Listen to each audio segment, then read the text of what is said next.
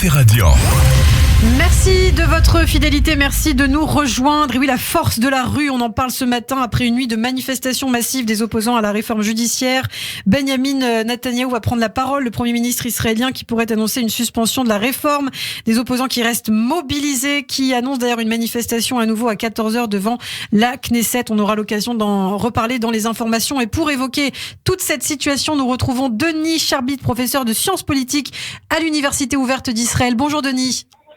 Bonjour Ilana, bonjour Ilana. Voilà, c'était une nuit historique. C'est quelque chose de jamais vu dans l'histoire d'Israël. J'habite en Israël depuis 1974. J'ai assisté à des nuits formidables. La venue de Sadat en Israël et la libération d'Entebbe.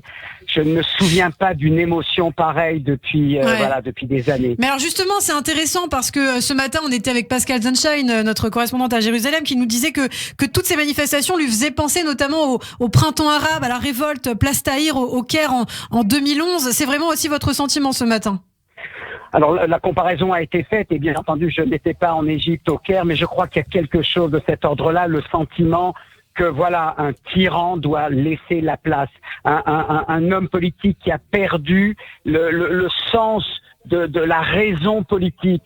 Ce qui a fait sortir les gens, vous pensez bien, c'est pas l'admiration des protestataires des manifestations pour Yoav Gallant. C'est le fait que Yoav Gallant détient le ministère de la Défense et que quand on a la défense en tête et la sécurité en tête, on ne fait pas par caprice, parce qu'on a été vexé, parce qu'on s'est senti humilié, on ne dit pas « je vire le ministre de la Défense ». C'est ça qui a fait sortir les gens. Là, vous le savez, Ilana, les manifestations d'hier n'étaient pas prévues. Elles étaient prévues pour mardi matin, le jour du vote à la plénière de la Knesset. Mais spontanément, les gens y sont allés. Alors c'est vrai que les groupes WhatsApp favorisent le bouche à oreille. C'est sûr que c'est très efficace aujourd'hui, mais il fallait voir spontanément un peu partout en Israël. C'était quelque chose d'énorme parce que Netanyahou a touché à la vache sacrée qui s'appelle la sécurité. S'il avait dit Gallant n'a pas su maîtriser le terroriste, c'est pour ça que je le vire, on peut l'entendre. Il l'a viré parce qu'il n'a pas dit je suis contre la réforme. Il a dit il vaut mieux l'arrêter. Le mouvement de protestation qui existe au sein de l'armée est un danger pour la sécurité israélienne. On vit une période très difficile sur le plan de la sécurité, on en a parlé longuement. Et bien que Netanyahou, avec comme un réflexe, n'a pas su réprimer ses instincts. Alors, ça vous montre que quelque chose est perdu chez le Premier ministre. Alors, Eva Soto est avec moi en studio aussi, Denis, bien sûr. Je crois qu'elle a une question pour vous ce matin. Denis Charbit, au début de cet entretien, vous avez employé un terme fort pour qualifier Benjamin Netanyahou. Vous avez dit un tyran. C'est le terme que vous avez employé. Est-ce que c'est un terme qui est employé par les opposants historiques, j'ai envie de dire, de Benjamin Netanyahou seulement, ou alors est-ce que c'est quelque chose aujourd'hui, un sentiment par rapport à lui qui s'étend dans la population, y compris par rapport à des gens qui auraient voté pour lui? Alors écoutez, Eva, merci pour cette question, parce que je ne suis pas de ceux qui ont, ont voté pour Netanyahou depuis qu'il est dans la scène politique. Je n'ai jamais appelé Netanyahou tyran. Et d'ailleurs, et je le dis, c'est tyran non pas au sens où il n'a pas été élu démocratiquement, mais au sens où il prend des décisions arbitraires. Vous pensez que, vous pouvez imaginer que le cabinet de sécurité ne s'est pas réuni depuis 15 jours, 3 semaines, 1 mois, 2 mois, 3 mois? Pourquoi? Parce que la seule chose qui intéresse aujourd'hui Netanyahou et cette coalition, c'est la réforme de la justice. C'est inconcevable. Ils ont perdu la tête. Voilà. Et c'est cet arbitraire que je dénonce en employant ce mot que je n'emploie pas en général. Je mets au défi quiconque de trouver dans mes articles, dans mes interventions ici à Radio J, des critiques de Netanyahou, certes, mais jamais un mot pareil. Mais c'est le sentiment qu'on a eu hier soir. C'est-à-dire, je peux vous dire d'ailleurs, j'en témoigne, j'étais hier soir à Jérusalem pour recevoir une délégation du mémorial de la Shoah, leur expliquer la situation. J'ai commencé à 20h45, je finis à 22h30, et à 22h30, on me dit, Netanyahou a viré Gallant. Et j'ai dit, mais c'est plus possible, là. Il a perdu la tête, on ne sait pas, on ne prend pas une décision pareille lorsque les défis sont tels, on vient discuter avec lui, et voilà. Et là, j'ai eu le sentiment que quelque chose a changé, que Netanyahou n'est plus Netanyahou. C'est pas qu'il était tyran depuis 1996, non, il a toujours été un leader et qui a énormément de mérites dans l'histoire d'Israël et on se souviendra de ses mérites. Mais là, il doit décider non seulement d'arrêter, c'est ce qu'il fera dans une heure, il doit remettre sa démission, il doit annoncer que d'ici 3 mois, il doit remettre sa démission. Cet homme-là nous rend dingue et le pays entier, y compris ceux qui le soutiennent depuis déjà 4 ou 5 ans. On a patienté, ce n'est plus possible aujourd'hui. C'est la goutte d'eau qui fait déborder le vase. En hébreu, on dit c'est le brin de paille que ne il faut le dire en supporte hébreu, plus Denis. le dos du chameau. Denis Charbit, qu'est-ce qui lui a fait perdre la tête? Alors, l'hypothèse générale, et là je ne peux pas me mettre dans sa tête à lui, l'hypothèse générale, c'est qu'il est saoulé par son fils et par son épouse, mais notamment par son fils Yair Netanyahou, qui a comparé, écoutez bien, la semaine dernière les manifestants à des SS et des SA. Pas moins, pas plus. Est-ce qu'un homme normal ose une comparaison pareille? Et il semblerait qu'il ait une influence déterminante. Écoutez, je ne sais pas si vous l'avez annoncé, les avocats de Netanyahou dans son procès ont annoncé qu'ils ne poursuivraient pas leur devoir d'avocat s'ils persistent encore dans cette. C'est vous dire à quel point, et eux le connaissent beaucoup plus que nous tous réunis. Ils le pratiquent, ils parlent avec lui en permanence, et vraisemblablement, s'ils décident une décision pareille, c'est qu'ils ont le sentiment que Netanyahou n'est plus Netanyahou. Alors, on s'interroge aussi, Denis Charbit, sur le rôle de l'armée, puisqu'on a vu tous ces réservistes qui ont appelé à désobéir dans les rangs militaires. Alors, quelle sera la suite pour ces soldats israéliens?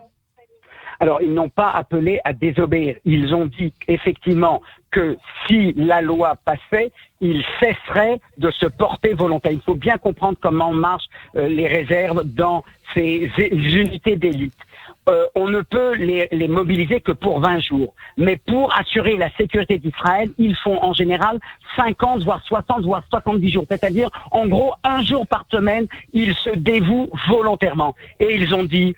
Nous ferons notre période de réserve de 20 jours. Nous n'en ferons pas 1 jour de plus si Israël cesse d'être démocratique. C'est vrai que c'est une décision grave. C'est pas une décision qu'on prend comme ça. Ce sont les gens qui ont la sécurité d'Israël entre les mains. Surtout en cette période de tension. Ils sont arrivés à cette extrémité. Il faut, bien sûr, il faut condamner tout acte de réfractaire. C'est dangereux pour la sécurité d'Israël, mais il faut être aussi à l'écoute. Et la preuve, c'est que Netanyahou, aujourd'hui, dans 1 heure, devrait le déclarer. Pourquoi si tard? Ça fait déjà des semaines, et moi-même à cette antenne, qu'on a dit il faut l'arrêter, il faut stopper, il faut arrêter de faire dans la démagogie, de les avoir traités d'anarchistes, d'avoir dire qu'on peut se passer d'eux, de les avoir traités de moins que rien. C'est pas possible, c'est pas comme ça qu'on s'adresse à des citoyens en général, et notamment à ceux qui servent l'État d'Israël au-delà de ce qu'ils doivent depuis des années. C'est ça la règle dans l'armée de l'air, c'est un fonctionnement très spécial. Et on les a jetés aux chiens. Et ça, c'est plus possible. Denis Charbit. Netanyahou peut acheter aujourd'hui son avenir et sa postérité s'il décide effectivement d'arrêter cette législation et finalement de trouver un terrain d'entente. On ne peut plus continuer comme ça avec cette persistance, cette obstination à ne pas écouter des millions d'Israéliens. Denis Charbit, qu'est-ce qui va changer en Israël? Parce que puisqu'on est dans la comparaison avec les printemps arabes, on a espéré un changement dans ces pays, sans les comparer bien sûr à Israël, parce que la situation est totalement différente. Mais du coup, cette force de la rue, parce qu'on a vu des images, pour ceux qui les ont vues, notamment, j'invite les auditeurs à aller voir sur Twitter, c'est des images absolument impressionnantes et même très émouvantes. Alors, qu'est-ce qui est en train de changer en Israël ou qu'est-ce qui peut changer? Écoutez, je pense que nous avons donné la démonstration que nous ne sommes ni des Hongrois ni des Polonais et que ce n'est pas parce qu'il y a un vote majoritaire en faveur d'une coalition que la coalition peut bien sûr faire son programme, mais elle ne peut pas changer le régime démocratique d'Israël. Je crois que l'avertissement ici est profond, il est énorme et il est bon qu'il soit entendu. On peut faire des réformes de la justice, il faut qu'elles soient faites. Comme on l'a dit depuis le début, Eva et Ilana, on a dit il faut le faire avec un accord large. On ne le fait pas aux dépens de la moitié de la population, d'un peu moins de la moitié de la population. Il s'agit de choses trop graves. Je pense que cet avertissement devra être entendu. Maintenant, c'est vrai, on rentre dans cette période de Pessah, de Yom HaZikaron, de la fête de l'indépendance.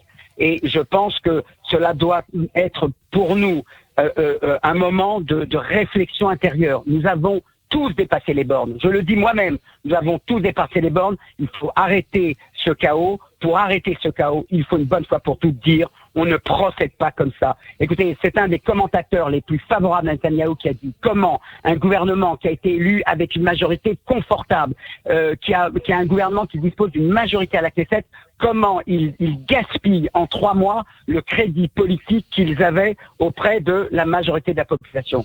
C'est quelque chose sur lequel eux également doivent réfléchir et on ne peut plus être dans une trumpisation de la vie politique en Israël. C'est dangereux parce que nous, à la différence de tant d'autres pays, nous avons des ennemis à nos frontières. Nous avons des menaces qui pèsent sur nous. Nous avons une menace terroriste. Et quand on a ça dans notre quotidien, et il faut bien le dire, eh bien, il y a des choses qu'on ne peut pas se permettre. Et cette dérive politique que Netanyahou a conduit les yeux fermés, il faut qu'il en tire les conclusions. Et à nous également de dire tout doit rentrer dans l'ordre et il faut se recueillir et réfléchir à ce qui nous est arrivé. Merci. Et au nouvel Israël qui doit naître. Merci beaucoup Denis Charbit pour toutes ces précisions, cette analyse de la situation. Donc on en est revenu sur ces manifestations massives en Israël et ce n'est pas terminé à mon avis. On aura l'occasion d'en reparler bien sûr. Merci infiniment Denis et je vous dis à la semaine prochaine.